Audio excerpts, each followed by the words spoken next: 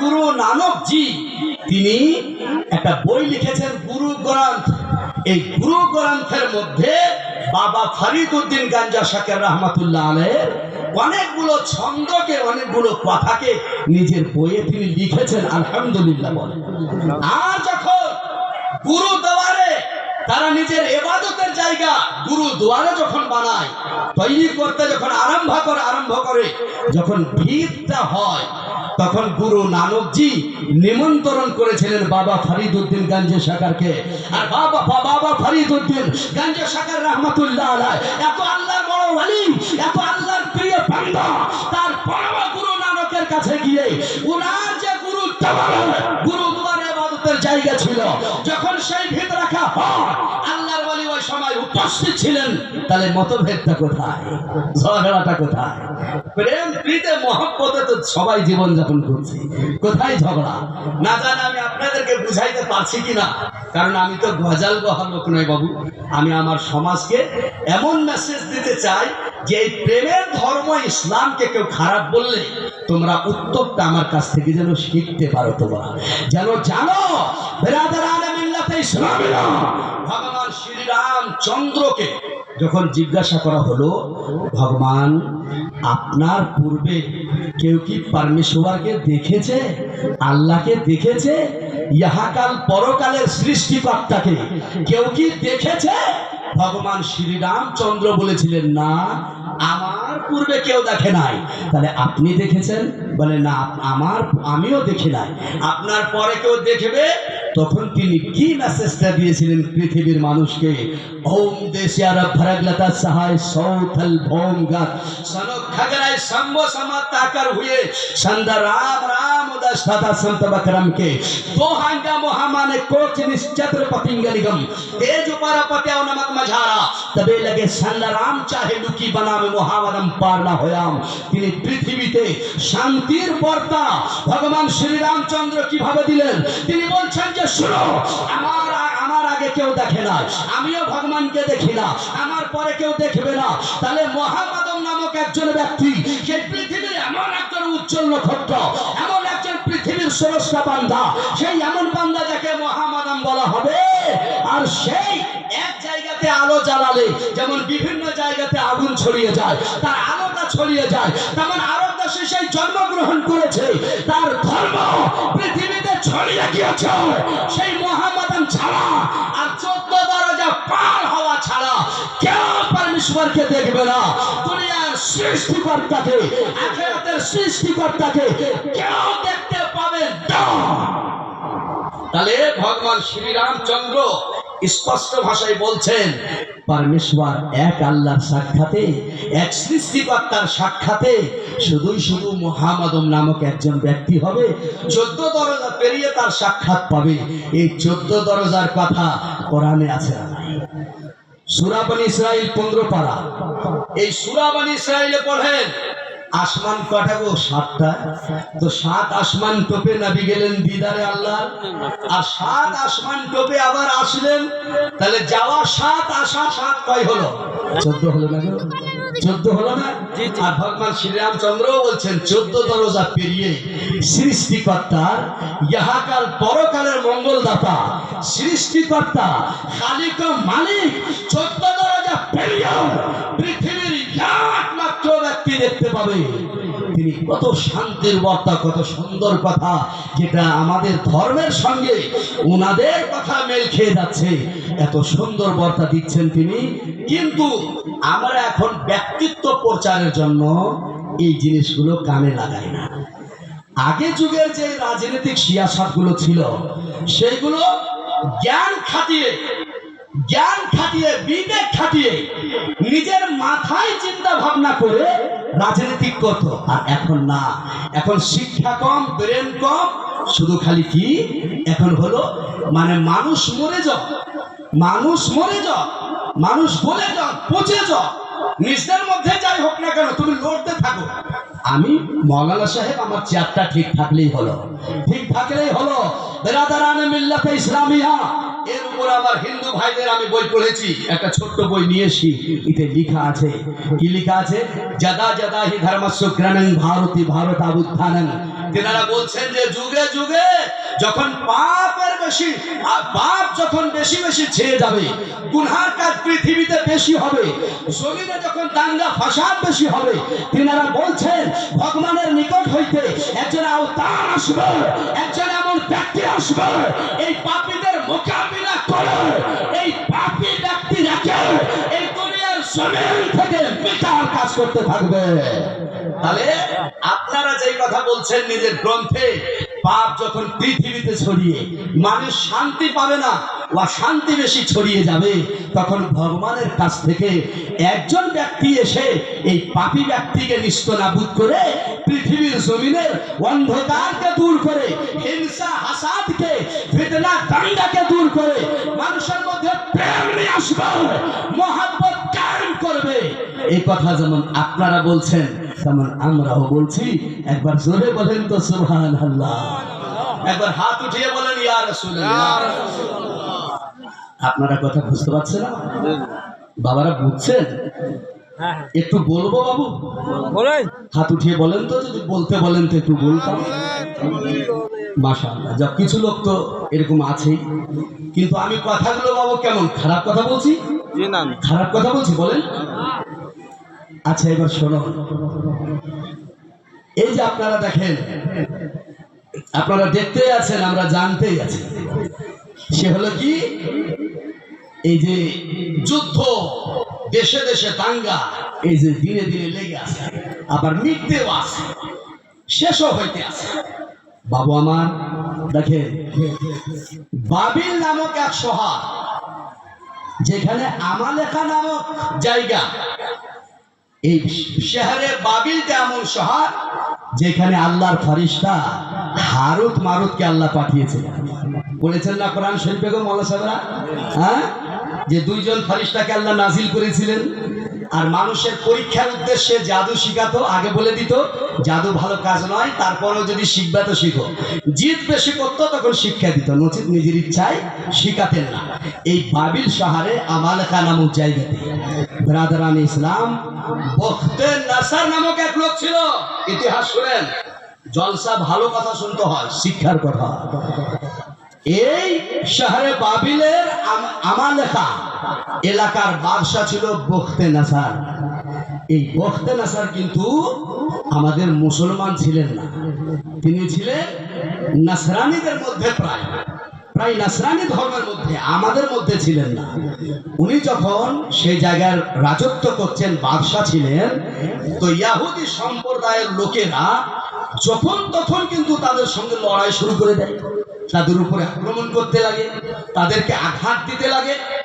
তো এই বাবিল শহরের আমালেকার লোকেরা খুব পরেশান, যখন তখন এদের উপরে ইহুদিরা হামলা করছে। তখন বখতে নাসার কি করলো? বখতে নাসার একটা সুন্দর লস্কর তৈরি করলো, যোদ্ধা দল তৈরি করলো, আর যোদ্ধা দল তৈরি করে ইহুদিদের সঙ্গে মোকাবিলা করলো। দেখেন, ইহুদিদের সঙ্গে মোকাবিলা করলো, আর কয়েকটা ইহুদি ছাড়া, কয়েকজন খ্রিস্টান ছাড়া সমস্ত খ্রিস্টান ইহুদিকে এই বখতে নাসার নিজের লস্করের সঙ্গে লড়ে ধ্বংসের পথে পৌঁছাইয়া দিয়েছিল। তাহলে ব্রাদারান ইসলাম মুআজ্জাজ হযরত, অশান্তি কে করছে? অশান্তি কে করছে? না বখতে নাসার মুসলমান, না ইহুদি মুসলমান। তারা তো নিজে নিজে লড়ে এক অপরকে ধ্বংসের পথে নিয়ে যাচ্ছে।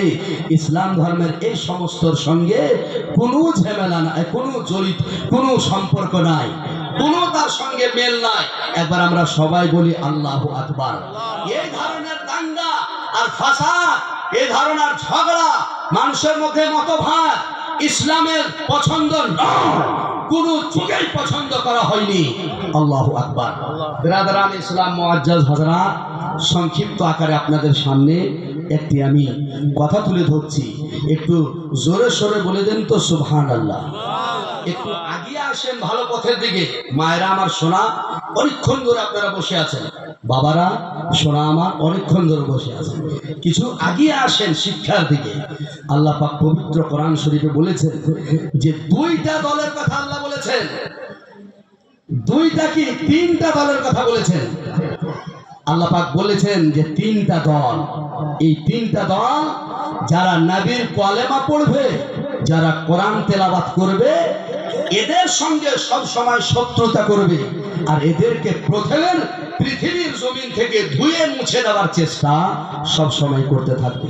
আচ্ছা বাবারা বলেন তো, যে তিনটা দল, একটা হলো ইহুদি।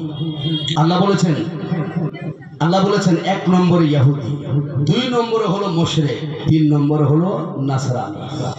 এই তিনটার কথা আল্লাহ কোরআনে বলেছেন যে এই 3 সম্প্রদায়ের মানুষ ইমানদারকে কোন যুগে ভালোবাসেনি আর পৃথিবীর জমিন থেকে মুছে দেওয়ার জন্য, শেষ করে দেওয়ার চক্রান্ত সব যুগে চালিয়ে যাবে। এই চালিয়ে যাচ্ছে কিনা আপনারা জানতে চাইছে আপনাদের কাছে, চালাচ্ছে কিনা বলেন, চালাচ্ছে কিনা বলেন। তাহলে এই চক্রান্ত থেকে বাঁচতে গেলে তাদের সিস্টেমগুলোকে ফলো করলে হবে না বাবু আমার। মেয়েদের কাপড় ইহুদিদের, খ্রিস্টানদের যেমন দেখছেন পা দেখা যায়, গোটা মুখটা দেখা যায়, আরো পিঠ দেখা যায়, এগুলো পোশাক পরে ওরা নিজকে খুব বড় মনে করে, খুব ধন্য মনে করে। এই পোশাক তো তাদের বাবু, যারা আমাকে আপনাকে দুনিয়া থেকে মিটাতে চাইছে, মিটিয়ে দিতে চাইছে, ধ্বংস করে দিতে চাইছে। আর এই মদ কার বাবু? তাদের চক্রান্তের জিনিস। আর কি বাবু? এই যে বাচ্চাদের চুল কাটিং দেখছেন, সব কেটে নিল, কিছুটা চুল রেখে দিল।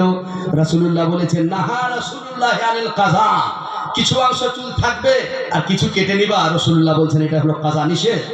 এই যে চুল কাটছে, এই যে দাঁড়িয়ে দাঁড়িয়ে পান করছো, এই যে কথাই কথাই ধরো যে মুনাফিকের মতো মিথ্যা কথা বলছো, এই সমস্ত জিনিস তো তাদের নিজের মধ্যে কেন নিয়ে আসছেন? যারা ধ্বংস করতে চাইছে, মিটাইতে চাইছে, এই জিনিসগুলো নিজের মধ্যে কিনে নিয়ে আসছে। নিজে যদি বেঁচে থাকতে চান তাহলে বেরাদারানে মিল্লাতে ইসলামিহা, ইহুদি নাসরানি না, অন্য ধর্মের মানুষ না। আমার আপনার নবী যেভাবে জীবন যাপন করতে বলেছে এইভাবে করো। কোন পৃথিবীর শক্তি আমাকে আপনাকে এই দুনিয়ার জমিন থেকে মিটাতে পারবে না। জোরে বলে দেন সুবহানাল্লাহ। মিটাতে পারবে না। সংক্ষিপ্ত আকারে আল্লাহ মেরি তওবা বলে একটি বই লেখা আছে বাবা। কত সুন্দর ইতিহাস মায়েরা শুনো। একজন বৃদ্ধা মা ছিলেন, বয়স্ক মা ছিলেন, বয়স্ক মা ছিলেন। এই বয়স্ক মা বাবু, স্বামী, ছেলে মেয়ে কেউ ছিল না, সব মারা গেছে। এই বৃদ্ধা মা, বাড়ি করার জায়গা নাই। এক জালিম বাদশা বড় বিল্ডিং বানিয়েছে। ওই জালিম বাদশার বিল্ডিং এ একটা তাঁবু খাটিয়ে, তার এক পাশে একটা তাঁবু খাটিয়ে একটা কুড়িয়া বানিয়ে ওই বুড়িমা জীবন যাপন করছে। বাদশা নিজের দলবলকে নিয়ে বলল, এই বিল্ডিংটার চতুর্পাশে আজকে দেখতে যাবে, একটু চলো তো। দেখতে যাওয়ার পর দেখছে সেই জালিমের অত সুন্দর বিল্ডিং এ লাগিয়ে যেন কে একটা কুড়িয়ে বানিয়েছে, একটা তাঁবু খাটিয়েছে, প্লাস্টিক টেঙেছে। বাদশা বললে, এত সুন্দর বিল্ডিং এ কে তাঁবু খাটিয়ে কুড়িয়া বানাইছে, এটা ভেঙে দাও। ওটা ভেঙে দেওয়া হলো। ভেঙে দেওয়ার পর বুড়িমা সন্ধ্যার সময় ফিরে আসলেন। ফিরে এসে বলছেন, আল্লাহ আমার তো স্বামী নাই, আল্লাহ আমার তো ছেলে নাই, আমার কেউ নাই গো খোদা, হে সৃষ্টিকর্তা আমার তো জায়গাও নাই। এই বিল্ডিং এ লাগিয়ে একটা জীবন যাপনের জন্য কুড়িয়ে বানাইছিলাম, একটা তাঁবু খাটিয়ে একটা ঘর বানাইছিলাম, সেটা ভেঙে ফেললো, আমি থাকবো কোথায়? বুড়িমা বলছে, আল্লাহ আমি তো পেটের জন্য ভিক করতে গিয়েছিলাম, কিন্তু তুমি কোথায় গিয়েছিলে? তোমার থাকতে কে আমার ঘর ভাঙলো? কত বড় কথা বুড়িমা বলছেন। আহা, আমি আপনি পারবো বলতে? কেন পারবো না? আমার আপনার আমলটা ওই পর্যায়ের না, কাজ অতটা পর্যায়ের করে রাখেনি। আল্লাহকে রাজি করার, খুশি করার কর্ম অতটা আমার আপনার জীবনে নাই, এই মেয়ে ছেলেদের জীবনে নাই বলে এত বড় কথা বলতে পারবো না। বুড়িমা কত নেক বান্দি ছিলেন, কিভাবে আল্লাহর ইবাদত করতেন। তিনি বললেন, আল্লাহ তুমি থাকতে আমার বাড়ি কে ভাঙলো? তুমি যে ছিলে আমার বাড়ি কে ভাঙলো? আল্লাহ পাক সূরা বাকারা 179 নম্বর আয়াতের মধ্যে আল্লাহ পাক বলেছেন, কি বলেছেন আল্লাহ? ইজা সালাকা ইবাদি আন্নি ফা ইন্নী করিবুন উজিবু দাওয়াতা দাঈ ইজা দাআনি। আল্লাহ বলছেন, এ নবী তোমাকে যদি মানুষ জিজ্ঞাসা করে আল্লাহরে কোথায় পাবো, তুমি বলে দাও আল্লাহকে ডাক দিবা। আল্লাহ পাক পারওয়ারদিগার দূরে নাই, আল্লাহ তোমাদের নিকটেই আছে। আল্লাহ এক জায়গাতে নিজে বলছেন নাহনু আকরাবু ইলাইহি মিন হাবলিল ওয়ারিদ, আমি আল্লাহ, আমি তোমাদের রগের চাইতে বেশি নিকটে। আল্লাহ এত কাছে আছে, সুবহানাল্লাহ। বুড়িমা কর্মর ফলে আল্লাহকে ডাক দিলেন, বেরাদারান মিল্লাতে ইসলামিহা, ওই বুড়ির দোয়া আল্লাহ ফওরান কবুল করে। আল্লাহ কবুল করার পর আল্লাহ ফেরেশতাদেরকে বললেন, ই আমার ফেরেশতারা, এক্ষুনি তোমাদের একটা দল যাও, যাওয়ার পরে ওই জালিম বাদশার বিল্ডিংটাকে ভেঙে চূর্ণ বিচূর্ণ করে দাও। বেরাদারান মিল্লাতে ইসলামিহা, আল্লাহর ফেরেশতারা এসে ওই বুড়ি মায়ের দোয়া কবুল করে ওই জালিমের গোটা বিল্ডিংটাকে অল্প সময়ের মধ্যে চূর্ণ বিচূর্ণ করে হাস করে দিলেন। বলুন সুবহানাল্লাহ। তাহলে আমি আপনি এই পৃথিবীর জমিনে শান্তিরূপে যদি বসবাস করতে চাই, আল্লাহর সন্তুষ্ট যদি চাই, জালিমের অন্যায়কারীর অন্যায় থেকে, জালিমের জুলুম থেকে, অত্যাচার থেকে যদি বাঁচতে চাই, আমার আপনার জীবনে আল্লাহর ইবাদত লাগবে, আল্লাহর ইবাদত লাগবে, আল্লাহর কর্ম লাগবে, আল্লাহর নবীর সুন্নতে চলতে হবে।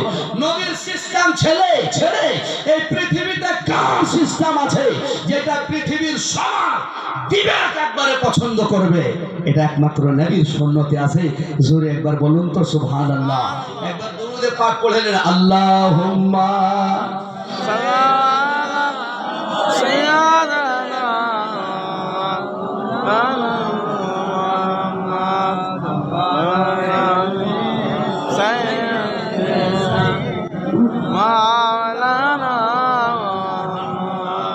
সাল্লাল্লাহু আলাইহি ওয়াসাল্লাম।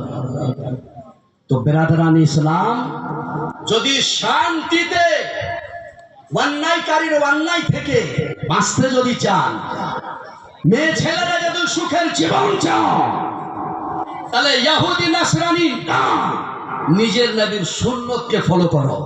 আমার নবী কত বড় কথা বলেছেন, উতলুবুল ইলমা মিনাল মাহদি ইলাল্লাহ।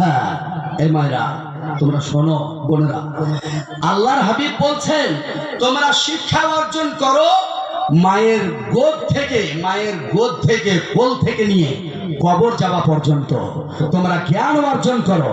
এই মায়েরা তোমরা নিজে কোরআন শিখো, ছেলে মেয়েদেরকে শিখাও। তোমরা বাড়িতে সকাল করে তেলাওয়াত করবে, সুযোগ পেলে রাত্রি তোমরা কোরআন তেলাওয়াত করবে। এই কোরআন মিল্লাতে ইসলামিহা আল্লাহর হাবিবকে উম্মে জামিলা, আবু লাহাবের স্ত্রী উম্মে জামিলা, যখন সূরা তাব্বাত ইয়াদা আবি লাহাব যখন নাজিল হলো, তাব্বাত ইয়াদা আবি লাহাব, আবু লাহাবের হাত নষ্ট হয়ে যায়, আবু লাহাব যেন ধ্বংস হয়ে যায়। আল্লাহ যখন এই আয়াতটি নাজিল করলেন, পৃথিবীর জমিনে অবতীর্ণ করলেন, আবু লাহাবের স্ত্রী উম্মে জামিলা বলল, এ নবী, তুমি আমার স্বামীর কথা, আবু লাহাবের কথা নিন্দা গিয়েছো, কুপ্রশংসা গিয়েছো, এই জন্য মুহাম্মদ, আমি আবু লাহাবের স্ত্রী, তোমাকে যেখানে পাবো তোমার মাথাকে চূর্ণ বিচূর্ণ করব। এই বলে উম্মে জামিলা একটা পাথর নিয়ে রাসূলুল্লাহর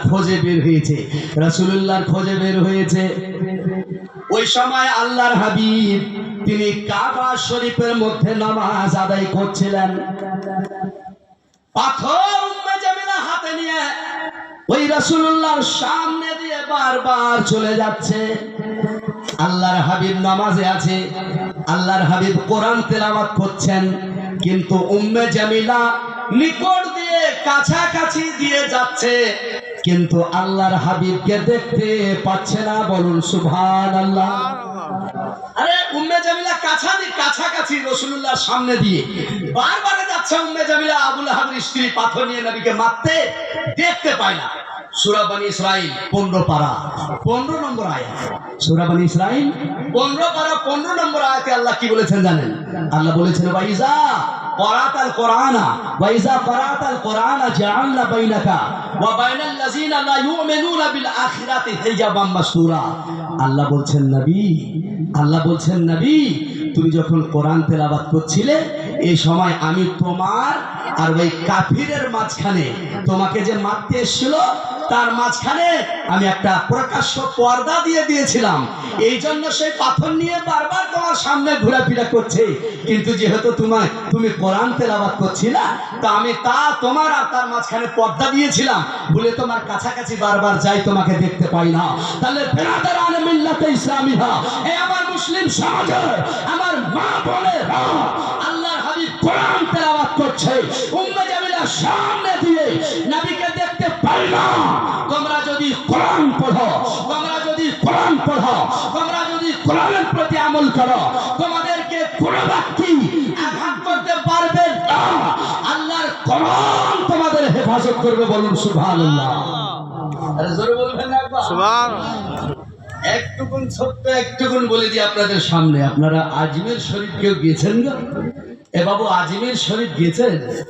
কেউ জাননি। কে গেছেন চাচা? এই দুইজন সামনে থেকে হাত উঠাইছেন। সুবহানাল্লাহ, গিয়েছেন দুইজন। আজমিরের খাজা মাত্র 40 জন, আর আজমিরের গোটা এরিয়া বিরোধী। খাজা সাহেব মাত্র কয়েকজন, আর গোটা এরিয়া চতুর সাইডে বিরোধী। খাজা সাহেবকে না গাছের তলায় তাপের দিনে বিশ্রাম নিতে দেবে, না জল দেবে, না তার শোয়ারে বসতে দেবে, কোন রকমের কিছুই দেবে না। আর বরঞ্চ এক জাদুঘর লস্কর দ্বারা এই খাজা সাহেবকে আজমির থেকে ভাগার ব্যবস্থা। খাজা সাহেব বললেন, খাজা সাহেবের এক খাদেম এসে বললেন, হুজুর ব্যাপার তো খারাপ। কইছে কি হয়েছে বেটা? কইছে হুজুর বিরোধীরা জাদুঘরকে নিয়ে এসে আমাদের উপরে জাদু বর্ষণ করে আমাদেরকে মেরে ফেলবে, আমাদেরকে তাড়িয়ে দেবে। খাজা সাহেব তখন কি করেছিলেন বাবা? বিসমিল্লাহির রহমানির রহিম পাঠ করে আয়াতুল কুরসি পড়ে আর আঙ্গুল দিয়ে চতুর সাইডে রেখা টেনে দিলেন, দাগ টেনে দিলেন। এই যে এইভাবে ঘুরিয়ে মাটিতে চারদিকে দাগ টেনে দিলেন। কি পড়ে বাবু? আয়াতুল কুরসি পড়ে। আয়াতুল কুরসি জানেন? আয়াতুল কুরসিও মেরে লোক জানে না জি। অনেক লোককে দেখেন যে জোহরের নামাজ পড়তে গিয়ে মগরিবের নিয়ত করছে, অনেক লোককে দেখেন যে সূরা ইখলাস করে ফালাক করছে, সূরা ফাতিহার নামে অনেক লোক নাচ করছে, আর আলিমদের কাছে জানতে চাই না, লজ্জা করছে। এই বাবা লজ্জা না। নবী আমার বলছেন ইন্না আসহাবি ইয়াহসুলুনাল ইলমা ফি কিবরি সিন্নিহিম। নবী বলছেন আমার বন্ধুরা শিক্ষা অর্জন করতে বয়স্ক হলেও লজ্জা পায় না। তাদের জীবন যাপনের যে প্রশ্ন প্রয়োজন নবী বলছেন আমার কাছে জিজ্ঞাসা করতেই থাকে। আর নামাজ পড়তে পড়তে রোজা রাখতে রাখতে বয়স্ক হয়ে গেল, ভুল ভ্রান্তি করতে আছেন, আলিমের কাছে জানতে গেলেন না। হারে ওই খাজা গরিব নামাজ আয়াতুল কুরসি পড়ে চতুর সাইডে একটা দাগ টেনে দিলেন। জাদুঘরের এত জাদু করছে, জাদু দ্বারা সাপ বর্ষণ করছে, জাদু দ্বারা আগুন বর্ষণ করছে, কিন্তু বেরাদারান মিল্লাতে ইসলামিহা যেখানে আয়াতুল কুরসি পড়ে দাগ টানা হয়েছিল, সেই দাগের বাইরে জাদুঘরের জাদু থেকে গেল, তার ভিতরে যেতে কোরআনের বরকতে পারল না, আর কিয়ামত পর্যন্ত পারবেও না। এসো কোরআনের পথে যদি সুখের জীবন চাও। না জানি এই মেয়েরা হয়তো আমার জলসা শুনে বুঝতে পারছে কিনা, না এই মেয়েরা হয়তো বলছে যে কোথায়কার লোক এত রাগিল মানুষ। এই রাগিল নয়, এক একজনের এক একটা অভ্যাস, এক একটা নিয়ম, ওই হিসাবে চলছে। তবে আমার ওয়াজ মূল, আমার জলসা, আমি ঝাড়খণ্ডের লোক, আমার জলসা একটাই উদ্দেশ্য, আমার সমাজের মেয়ে ছেলেরা বাবারা ভালো কাজ করে আল্লাহকে খুশি করে রাখে যেন, আর আল্লাহ পাকের রহমতে বিপদ থেকে যেন মুক্তি পায়, এটা আমার আসল উদ্দেশ্য। আমার এটা একেবারে উদ্দেশ্য নয় যে জলসা সুন্দর হলে বারবার আমাকে জলসা বলতে ডাকবে আর প্রত্যেক বছর আমার দাওয়াত হবে, ইনকাম হবে, টাকা হবে, এটা একেবারে আমার নিয়ম নয়, সিস্টেম নয়।